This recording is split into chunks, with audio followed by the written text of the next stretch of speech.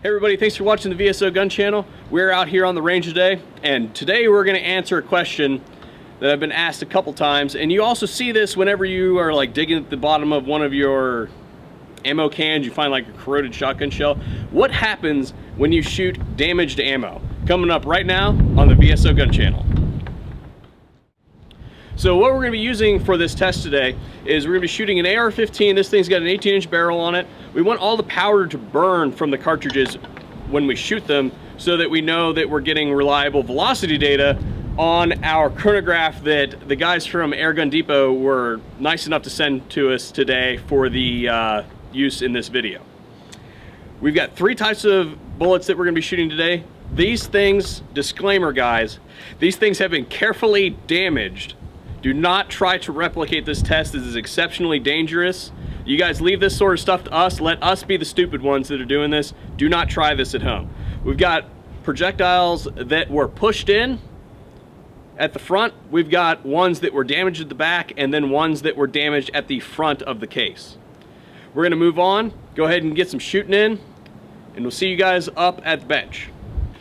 We're going to be using this shooting rest here today because it keeps the gun at a consistent level and consistent angle with not only our target that's downrange, but our chronograph as well, so that we don't shoot the chronograph, we don't miss our target, and I also get to keep my hands away from the front of the gun where all the business action is going on. To that end, we are going to be wearing full PPE today, eye pro, ear pro, and gloves to protect the hands should something decide to go. I don't think we're going to have a catastrophic failure of this thing today. Remember, these guns are built pretty stout. The chambers are built to take lots of abuse, so it shouldn't be a huge problem, but we're going to take precautions. We do have a chronograph and a target set up down there. There are two things that allows us to do. Not only are we able to get velocity data, but we're also going to be able to see whether or not we have consistency in our rounds, because you know, some of these things, especially the ones that are pushed in, are going to be skipping the headspace and interfacing with the rifling. We could see something there. I'm not entirely sure. We'll find out here in a minute. The other thing that allows us to do is know that something came out of the barrel. That allows me to not have to chamber check these damaged rounds every single time, so that we know whether we've got a barrel obstruction or not. That will blow up the gun. If we had a round that came about halfway up, didn't make it all the way out, and then another round went behind it, that will explode your gun. It will turn it into a very, very nasty situation. We don't want to be one of those people on the internet that's out there with a banana-shaped barrel. But having a target downrange will allow us to know whether that projectile makes it out of the barrel or not, and therefore we won't have to chamber check each time.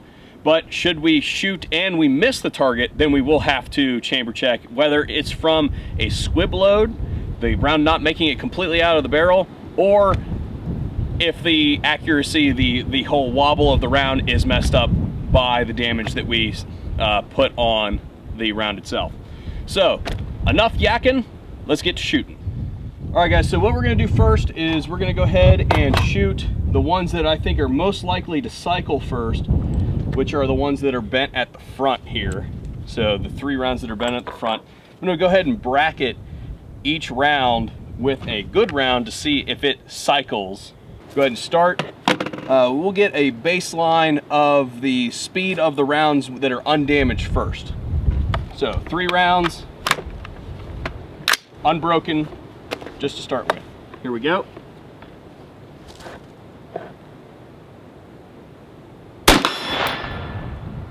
30-80,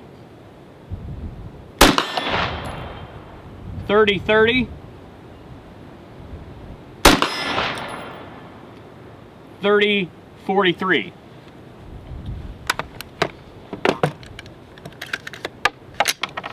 So we're going to go ahead,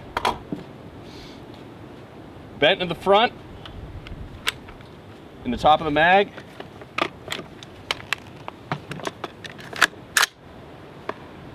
It's in the pipe.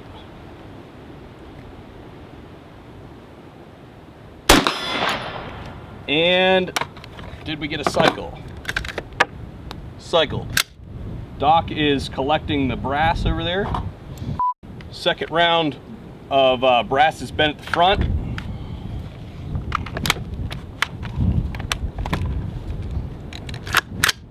It's in the pipe.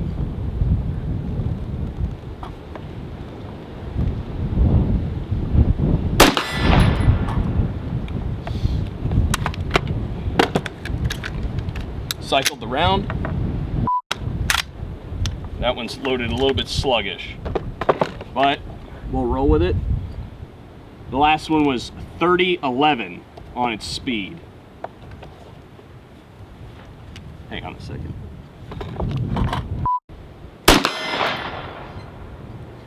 And cycle. Now we're gonna go ahead and reset the chrono.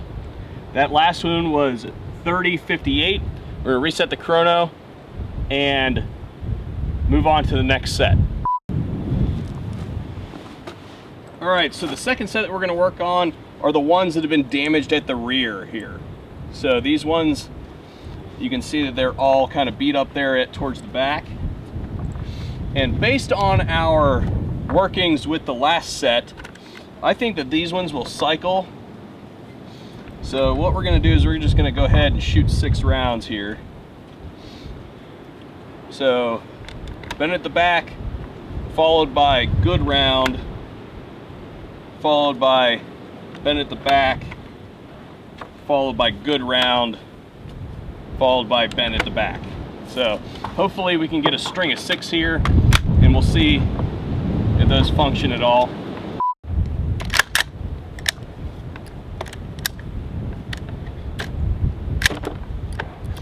So my assumption was wrong. This is what a forward assist is for. All right, I had to basically force that one into battery. Here goes nothing.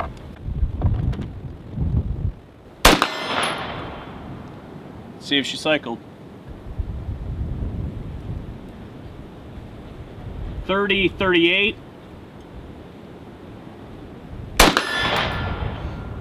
30-14. It's in battery. 30-60.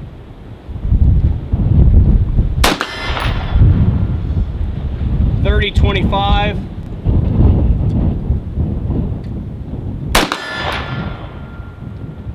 31-19. I think that was all of them, wasn't it? That was not all of them?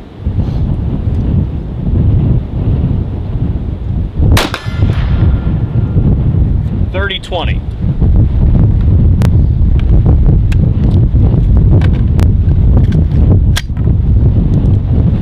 Let's go ahead, collect the brass, and go down and check the target. These are the ones that have been set back. We've gone ahead and pushed the projectile back into the case on these. I think that these might be dangerous. I think we're gonna get some accuracy deviation on these because there's gonna be a gap at the throat where they're gonna have to basically skip into the rifling because they're not gonna be set to the correct overall length. Gun might blow up, I don't know. These are obviously not going to feed themselves, so I'm gonna have to tube them in.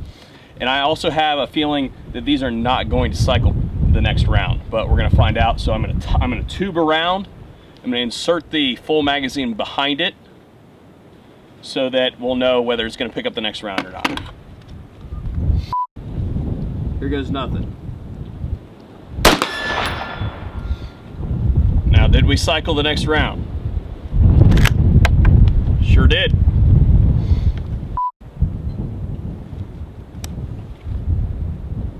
Here we go.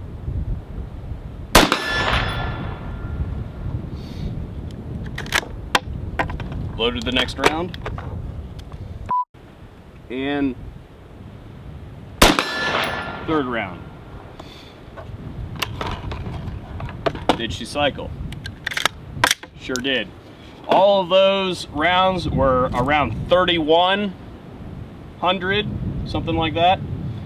Go ahead and get the, I didn't read them individually off that because it was kind of in the moment. We'll try and get the readings off of the other camera. We're gonna go down range and check out the target, see if we got any shift. Okay, same point of aim right here. We have a downward shift. I cannot explain any of the physics surrounding this. I don't know. All I can say is that we have a point of impact shift down approximately 3 inches, something like that. So I'm not entirely sure what that is all about. All I can say that our vitiligo target here says that we have a point of impact shift on those rounds.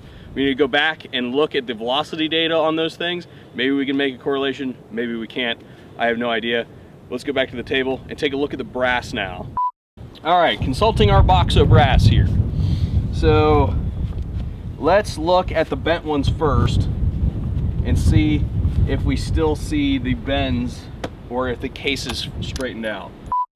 All of them have straightened out. So the bent portion of the brass that was back here at the rear of the case has now conformed to the chamber. So it basically, when that powder went off, expanded the brass to the shape of the chamber, which we would expect, and then it was business as usual. I don't see any changes there. We'll obviously have to consult the data that we took as far as the velocity is concerned compared to normal. I don't think there was a remarkable shift there, but we'll see. The only other thing that we noticed on these rounds were the first two sets had an ejection pattern up and to the right, which is pretty standard. Usually the rounds will hit the ejection port and bounce forward. The second set had an ejection pattern back and to the right. So as you guys saw, there wasn't a whole lot of difference between the various damaged rounds and the stock rounds that we shot. Now, obviously this was not a scientific test, but I was only willing to shoot 3 of each kind with me behind the gun. Nobody else would pick up the challenge and go ahead and do it. But again, not a scientific test. Obviously, if we wanted to be super scientific about it, we would shoot lots of these rounds. To tell you the truth, I didn't want to beat up my gun too much more than I already did. But really, the only difference that we saw was in the ones that had the rounds pushed back into the casing. We saw a little bit of velocity spike, which tells me that there was potentially a little bit of extra chamber pressure there. The bullets were coming out just a little bit faster, and we did have, for some reason, a point of impact shift of approximately -3 inches. I'm not sure why that is. I am not a physicist. Perhaps there's one of you guys out there in the audience that you can tell me why that happened, but until one of those people materializes themselves, we may never know. Again, guys, damaged ammunition is not recommended for use by any manufacturer as far as I know. It is not recommended by us either. Please do not try to replicate this test. It was exceptionally stupid, and we will never be doing it again. Thanks for watching the VSO Gun Channel, and we'll see you guys in the next video.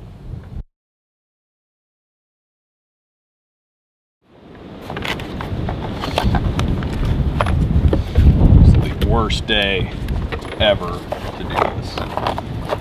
Shit goes everywhere. Got something going on here with my... Something's going on here with my wrist. Is this 18-inch Mark 18... It's not a Mark 18. Yeah, it is a Mark 18.